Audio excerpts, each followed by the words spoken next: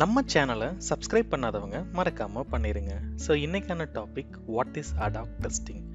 So சிம்பிளாக ad hoc டெஸ்டிங்னா என்ன அப்படின்னா this is called as an random testing. So random டெஸ்டிங்னா என்ன மீனிங் அப்படின்னா இப்போ நம்ம மிச்ச டைப் ஆஃப் டெஸ்டிங்லாம் நம்ம வந்து பண்ணும்போது நம்ம டெஸ்ட் கேஸ் வச்சு நம்ம வந்து எக்ஸிக்யூட் பண்ணுவோம்.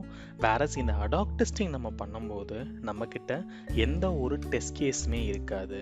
லைக் இந்த அடாக் பண்ணுறதுக்கான மெயின் ரீசன் என்ன அப்படின்னா இப்போ ஏதாவது ஒரு சர்டேன் ஏரியாவில் நம்மளுக்கு டிஃபெக்ட் இருக்கா இல்லை வந்து கரெக்டாக ஒர்க் ஆகுதா இல்லையா அப்படின்ற சந்தேகம் வரும்போது அந்த பர்டிகுலர் ஃபங்க்ஷனாலிட்டியை விச் மீன்ஸ் இல்லாட்டி அந்த பர்டிகுலர் ஸ்க்ரீனை வந்துட்டு நம்ம வந்து செக் பண்ணி பார்ப்போம். ஸோ அப்படி நம்ம செக் பண்ணும்போது நம்ம எந்த ஒரு டெஸ்ட் கேஸுமே யூஸ் பண்ணாமல் ஸோ ஜஸ்ட் நம்ம ரேண்டமாக நம்ம வேலிடேட் பண்ணுறது தான் வந்துட்டு இந்த ad hoc testing.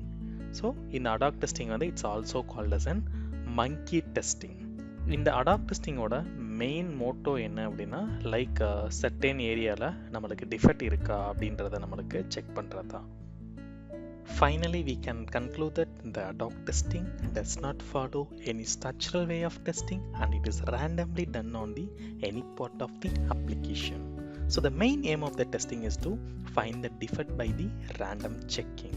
So the Adhoc testing can be achieved with the testing technique called as an error guessing.